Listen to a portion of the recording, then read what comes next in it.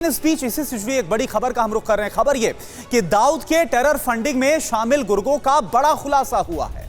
Underworld को फिर से खड़ा करने की कोशिश में दाऊद है। Maharashtra, UP, ATS, NIA, ED की टीम की तरफ से बहुत बड़ा एक्शन हुआ है।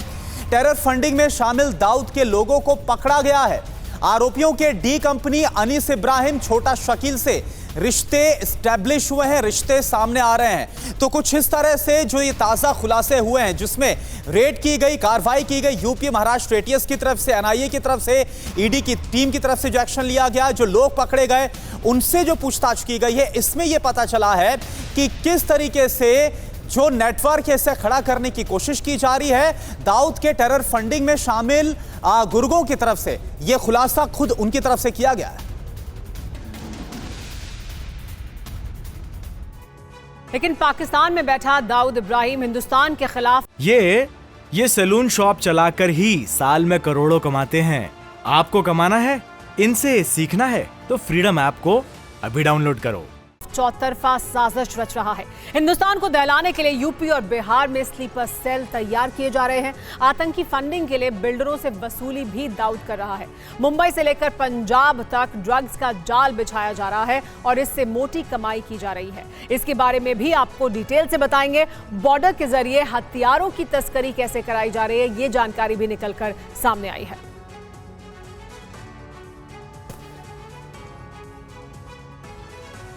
तो देखिए, दाऊद की स्लीपर सेल वाली साजिश आखिर है क्या है, इसे हम बिग वॉल ग्राफिक्स के जरिए समझने की कोशिश करते हैं। इस पूरी साजिश को आपके सामने रख रहे हैं जो अब तक खुलासा हो रहा है। बड़े आतंकी हमले के लिए स्लीपर सेल को तैयार कर रहा है दाऊद इब्राहिम। यह जानकारी सामने आ रही है सुरक्षा एजेंसियों की तरफ से। महाराष्ट्र में स्लीपर सेल के लिए फंडिंग भी बाकायदा की जा रही है, टेरर फंडिंग की जा रही है। इसके साथ ही यूपी, बिहार में स्लीपर सेल तैयार किए जा रहे हैं डी कंपनी की तरफ से।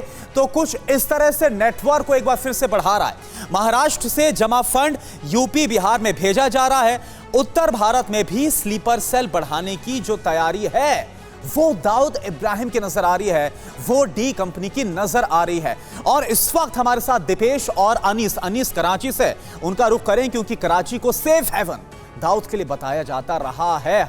लेकिन दीपेश, हम आपका रुख कर रहे हैं, ये बताइए, ये जो जानकारी निकल रही, क्योंकि 1993 में जो सीरियल ब्लास्ट हुए थे, इसमें यह पता चला था जो पहले गैंगस्टर के तौर पर काम करता था दाऊद इब्राहिम, अलग अलग क्राइम में जुड़ा हुआ था, तब उसके आतंकी मंसूबों का खुलासा हुआ था। और अब ये जो खुलासा हो रहा है, बिहार से लेकर यूपी, महाराष्ट्र, तमाम जो खुलासे हो रहे हैं, इसमें क्या पता चल रहा है?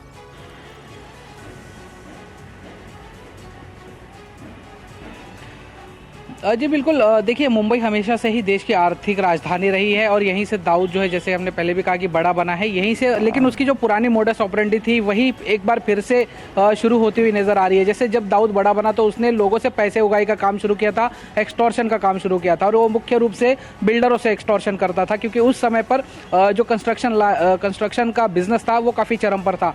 और अब भी लगभग उसी तरीके से फिर एक बार मोडस ऑपरेंडी जो है वो कहीं तो नज़र आ रही थी। जैसे कि सलीम फ्रूट पर आरोप लगाया कि उसने बिल्डरों से पैसे उगाई करता था। ड्रग्स का कारोबार जो है वो दाऊद का भाई इकबाल कासकर वो संभालता था। तो इस तरीके से, मतलब जिस भी तरीके से पैसे आए, लेकिन पैसे आना उनके लिए काफी जरूरी था, और उसी को लेकर ये पूरा डी गैंग को वापस एक बार खड़े करने की कोशिश जो है वो की जा रही थी। हालांकि अब एनआईए इसमें यह जांच कर रही है कि सलीम फ्रूट के अलावा इसमें और कौन से लोग हैं जो इसमें शामिल हैं और दाऊद को मदद कर रहे हैं, फिर से उसको मुंबई में खड़ा करने की, किस तरह से उसके पैर फिर से जमाने में वो तमाम लोग मदद कर रहे हैं। इसी की जांच एनआईए द्वारा की जा रही है और इसी वजह से इनाम की राशि रखी गई है जानकारी देने के लिए। ये सैलून शॉप चलाकर ही साल में करोड़ों कमाते हैं। आपको कमाना है, इनसे सीखना है, तो फ्रीडम ऐप को अभी डाउनलोड करो।